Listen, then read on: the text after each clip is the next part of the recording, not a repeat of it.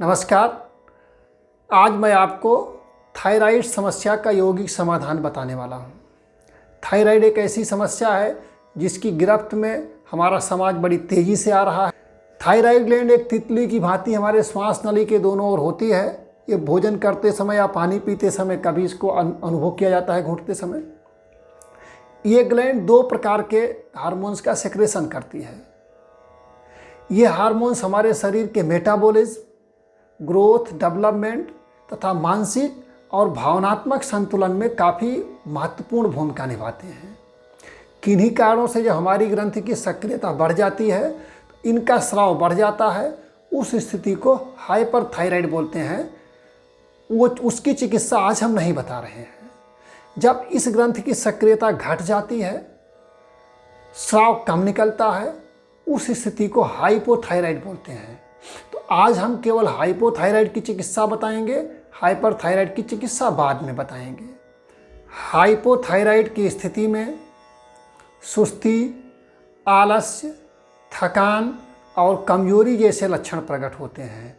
हृदय गति का मंद होना, कॉन्स्टिपेशन, कोलेस्ट्रॉल की वृद्धि, विकास प्रक्रिया का रुक जाना भी इसमें सामान्य बात है।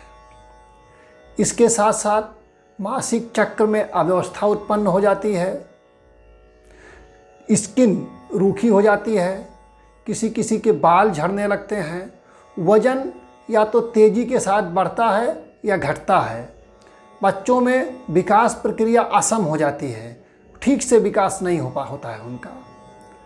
इसके अलावा किसी किसी में इसमें थोड़ा सा कंपकंपी, चिड़चिड़ापन या घबराहट के लक्षण भी उत्पन्न होते हैं।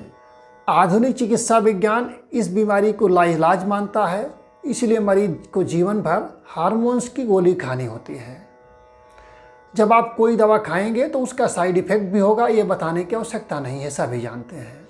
योग चिकित्सा विज्ञान इसको लाइलाज नहीं मानता। यौगिक उपचार के द्वारा इसका अस्थायी समाधान पूरी तरह से संभव है। ये विशुद्धि चक्र से संबंधित ग्रंथि है। फिजिकली जहाँ थायराइड ग्लैंड होता है उसी स्थान पर अदृश्य रूप से विशुद्धि चक्र है, और विशुद्धि चक्र हमारे शरीर के विषों का शोधन करने में, जो तमाम प्रकार के अनियमितताएं हैं उनका नियमन करने में महत्वपूर्ण भूमिका निभाता है। इसी स्थान पर भगवान शिव ने हलाहल नामक विष को रोक लिया था और वो नीलकंठ कहलाए थे। तो योग में तमाम ऐसे अभ्यास हैं जिनसे आपके विशुद्धि चक्र की सक्रियता बढ़ेगी, उसके कारण से थायराइड ग्लैंड का नियमन होगा और आप पूरी तरीके से स्वस्थ और सानंद जीवन व्यतीत करेंगे। हमने सैकड़ों महत्वपूर्ण अभ्यासों में से 5 प्रमुख अभ्यास आपके लिए चुनकर इकट्ठे किए हैं, पैकेज बनाए हैं। इन 5 अभ्यास को अगर आप नियमित रूप से करेंगे तो मेरा दावा है कि आपकी एक दिन दवा भी छूटेगी और आप पूरी तरह से अस्थायी तौर पे इस समस्या से मुक्त हो जाएंगे। अभ्यास धैर्यपूर्वक करते जाएं, नियमित करते जाएं, जैसे मैं बताऊंगा वैसे करते जाएं, और दवा अपने आप नहीं बंद करना है। दवा बंद करने से पहले अपने डॉक्टर का परामर्श जरूर लें, और जैसे जैसे आपकी समस्या समाधान होती जाएगी, हार्मोन्स का लेवल मेंटेन होता जाएगा, डॉक्टर खुद पहले दवा का डोज घटाएगा, फिर दवा बंद कर देगा। तो इतने आसानी से अगर आपकी समस्या का समाधान हो जाता है तो आपको करना चाहिए। प्रतिदिन आप 20 मिनट से आधे घंटे दीजिए, और ज़्यादा दे सकते हैं तो अच्छी बात है। आप अभ्यास के लिए तैयार हो जाएं, पीठ के बल लेट जाएं, दोनों पैरों में थोड़ा अंतर, हाथ शरीर के बगल में, हथेलियां ऊपर की ओर, आंखें धीरे से बंद, श्वासों पर ध्यान। श्वास को सामान्य होने दें, मन को शांत होने दें, अपनी सजगता को विशुद्धि चक्र यानी थायराइड ग्लैंड पर केंद्रित करें। अब हम आपको 5 अभ्यास कराएंगे, 1 प्राणायाम, 4 आसन। इन चारों आसनों का विस्तार से वर्णन देना इस वीडियो में संभव नहीं होगा। यहाँ एक थेराप्यूटिक मेथड से जिस प्रकार से आपको हमें बताना है कि किसके बाद क्या करना है, उसी प्रोसेस से आसन बताएंगे। अगर आप इन आसनों को नहीं जानते हैं तो इनको पहले एक एक करके देख लें ये सारे आसनों के वीडियो हमारे चैनल में हैं और उसका लिंक भी हम डिस्क्रिप्शन में डाल देंगे। तो आप इन वीडियो को देख लीजिए, इनकी सावधानियों को समझ लीजिएगा, तब आपको करना ये काफ़ी आसान हो जाएगा। वैसे उसको आप नहीं भी देखेंगे तो हम जैसे जैसे कर रहे हैं वैसे वैसे आप करते जाएंगे तो भी आपका काम चल जाएगा। अब शुरू करते हैं पहला आसन, कंधरासन, जिसके लिए पहले दोनों हाथ के हथेलियों को नीचे की ओर कर लें, दोनों पैर मोड़ लें, दोनों एड़ियों को अपने बटक तक ले जाएं। अब श्वास भरते हुए कमर को ऊपर उठावें और दोनों हाथ की उंगलियों से एंकल को पकड़ लें। चेस्ट को टच होने दें चिन से। अब श्वास सामान्य कर लें, सहज श्वास भरते छोड़ते रहें। इस तरह से करना आपके लिए संभव ना हो तो शुरुआत के कुछ दिनों तक आप अपने हाथ के हथेलियों से पीठ को सहारा दें। कोहनियाँ ज़मीन पर, हाथ को कमर के ऊपर पीठ पर लगाएं और इस प्रकार से आप इस आसन को करें। पूर्ण स्थिति में श्वसन सामान्य चलता रहेगा। अगर आपका चिन वक्ष को टच करेगा तो अच्छी बात है। सजगता थायराइड ग्लैंड पे। लगभग 10 सेकंड रुकने के बाद इसमें वापस आना है। वापस आने के पहले एक बार श्वास भरें, दोनों हाथ ज़मीन पर, श्वास छोड़ते हुए कमर को भी ज़मीन पर ले आएं, दोनों पैर सीधा करें, फिर श्वास सामान्य गति से लेते छोड़ते रहें। 4-5 बार श्वास भरने छोड़ने के बाद अगला अभ्यास करना है। जिनको सर्वाइकल स्पॉन्डिलाइटिस या स्लिप डिस्क है वो लोग इस अभ्यास नहीं कर सकते हैं। अब अगला अभ्यास है सर्वांगासन। सर्वांगासन करने के लिए दोनों पैरों को पास लाएं, दोनों हाथ की हथेलियों को जमीन की ओर थोड़ा सा प्रेस करें, श्वास भरकर दोनों पैरों को ऊपर उठाएं। अब कमर को भी ऊपर उठाएं, पैर को सिर की ओर ले जाएं, कमर और पीठ को ऊपर उठावें, हथेलियों से पीठ को सहारा दें, दोनों पैर सीधा करके शरीर को लंबवत कर लें। श्वास छोड़ें। इसके बाद सहज श्वास लेते रहें। इसमें पूरा शरीर सीधा होगा। इस आसन को अगर आपको करना कठिन प्रतीत होता है तो इसके पहले विपरीत कड़ी का अभ्यास करें कुछ दिनों तक, फिर इसका अभ्यास करें। इसमें आपके ठुड्डी आपके चेस्ट को टच करती है, थायराइड ग्लैंड पे अच्छा प्रेशर पड़ता है। लगभग 10 सेकंड रुकने के बाद यहाँ से भी वापस आना है। पहले पैर को ले जाएं पीछे सिर की ओर, फिर दोनों हाथ ज़मीन पर, फिर धीरे से पीठ का ऊपरी हिस्सा, मध्य भाग, कमर और दोनों पैर ज़मीन पर। अब श्वसन सामान्य गति से चलती रहेगी। इन आसनों के ऊपर जाने और नीचे आने की स्थितियों में अगर आपको श्वास का ध्यान नहीं आता है या आप वो मेंटेन नहीं कर पाते हैं तो नॉर्मल ब्रीदिंग के साथ भी कर सकते हैं। थोड़ा विश्राम करेंगे यहाँ भी आने के बाद। 4-5 बार गहरी श्वास भरें छोड़ें। इसके बाद अगला आसन है हल आसन।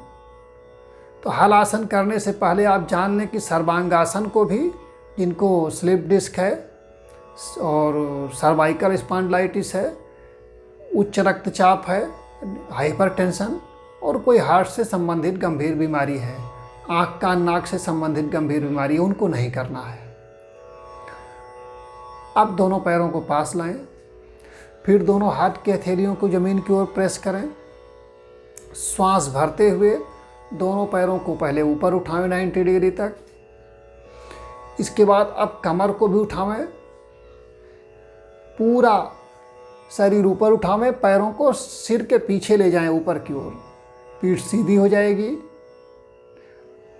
अब आप श्वास छोड़ दें और नॉर्मल ब्रीदिंग करते रहें। यह हल आसन है। अगर आपको गर्दन में दर्द नहीं है तो इस आसन को भी 10 सेकंड तक करते रहें। 10 सेकंड इस अवस्था में रुकें। यहाँ से वापस आने के पहले भी एक बार आपको गहरी श्वास भरना है, फिर श्वास छोड़ते हुए पहले पीठ का ऊपरी हिस्सा, मध्य भाग, कमर और दोनों पैर जमीन पर रखना है। इस आसन के समय भी आपको अपनी सजगता विशुद्धि चक्र पर रखनी है। आँख, कान, नाक कहीं पर भी तनाव नहीं लेना है। जिनको कान से जुड़े कोई रोग हैं, कान बहना, कान के पर्दे से संबंधित विकार, वे लोग इसका अभ्यास नहीं करेंगे। सर्वाइकल स्पॉन्डिलाइटिस और स्लिप डिस्क के रोगी भी इसका अभ्यास नहीं करेंगे। उच्च रक्तचाप यानी हाइपरटेंशन के रोगी इसका अभ्यास कर सकते हैं, उनको इसमें कोई प्रतिबंध नहीं है। अब अंतिम आसन है मत्स्यासन। मत्स्यासन करने के लिए दोनों पैरों को पास लाएं पहले। अब दोनों हाथों को अपने कंधों के नीचे, गर्दन के बगल में रखें। कंधों के नीचे आ जाएं तो और अच्छी बात है। अब पीठ को उठाएं, सिर को उठाएं, पूरा शरीर ऊपर उठाएं। कमर से ऊपर पूरा शरीर उठेगा। शरीर को उठावें और इस प्रकार से सिर को ज़मीन पर स्थिर कर दें। इतना नहीं कर सकते हैं तो आप थोड़ा कम करेंगे, जितना आप कर सकते हैं उतना करें। दोनों हाथ शरीर के बगल में ले आवें। नॉर्मल ब्रीदिंग चलती रहेगी। इस स्थिति में आप नीचे और ऊपर के दांत को आपस में टच कर लेंगे तो आपके विशुद्धि चक्र पे और अच्छा खिंचाव पड़ेगा। चेहरे पर कोई तनाव नहीं लाना है। नॉर्मल ब्रीदिंग के साथ इस स्थिति का आनंद लें। इसमें अगर आपको कोई कष्ट ना हो तो 10 सेकंड से ज़्यादा भी रुक सकते हैं। यहाँ से वापस आने के पहले भी जिस प्रकार से आप गए थे वैसे ही आना है। पहले दोनों हाथ रखें कंधों के बगल में, फिर सिर को ऊपर उठावें और आराम से पीठ को भी ज़मीन पर ले आएं। अब आसनों के अभ्यास की श्रृंखला आपकी पूरी हो गई। इन सभी आसनों को आपको एक बार से शुरू करके 5-5 बार तक अभ्यास करना है। और होल्ड करने की टाइम भी अगर आप बढ़ा सकें तो 30 सेकंड तक बढ़ा सकते हैं, उसके ऊपर नहीं जाना है। उसके बाद उज्जाई प्राणायाम करना है। उज्जाई प्राणायाम में चेस्ट ब्रीदिंग करनी होती है। गहरी सांस भरना है, गहरी सांस छोड़ना है।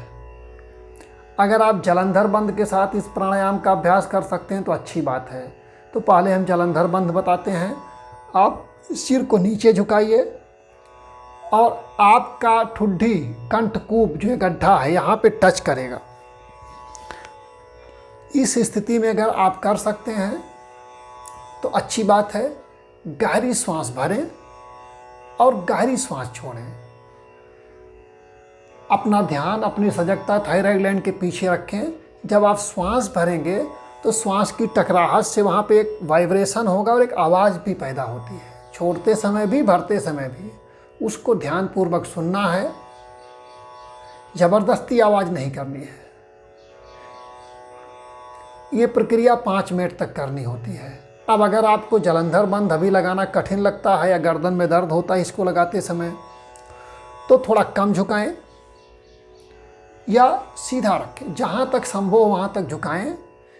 सिर को झुकाते समय आपको ध्यान देना है कि चेस्ट को ड्रॉप नहीं होने देना है, केवल सिर झुकाना है। यहाँ करें तो भी सिर को थोड़ा झुका के रखें, लेकिन ध्यान, सजगता केवल विशुद्धि चक्र में। इसमें भी गहरी सांस भरनी है, गहरी सांस छोड़नी है। बेहतर होगा कि उज्जाई प्राणायाम का वीडियो हमारे चैनल पे मौजूद है, इसको भी अलग से देख लेंगे तो उसमें विस्तार से इस विधि का वर्णन है। तो उज्जाई प्राणायाम का अभ्यास 5 मिनट आप करें। जितना संभव 5 से 7 सेकंड, 10 सेकंड श्वास भरें। भरने और छोड़ने की समय सीमा समान रहेगी। इसको भी 5 मिनट करने के बाद, इसके बाद आपको शवासन का अभ्यास करना चाहिए। तो शवासन के लिए आपको पीठ के बल लेटना है। पूरे शरीर को इसमें एक निश्चित क्रम से ढीला छोड़ते हैं। और अगर आपने इसका अभ्यास पहले कभी नहीं किया है तो इसको पहले गाइडेड करना होगा। इसके लिए इसका वीडियो भी हमारे चैनल पर है और उसका लिंक भी आपको डिस्क्रिप्शन में मिलेगा। इन आसनों के बाद जब आप शवासन का अभ्यास करेंगे तो आपका पूरा नर्वस सिस्टम, सारे मसल्स रिलैक्स हो जाएंगे, मन भी शांत होगा, शरीर को एक नई चैतन्य और नई ऊर्जा प्रदान होगी। और ये अभ्यास आपके लिए संजीवनी के समान लाभदायक सिद्ध होगा। इसी प्रकार से धैर्यपूर्वक आप अभ्यास करें। मेरी शुभकामनाएं आपके साथ हैं। हरि ओम तत्सत, हरि ओम तत्सत, हरि ओम तत्सत।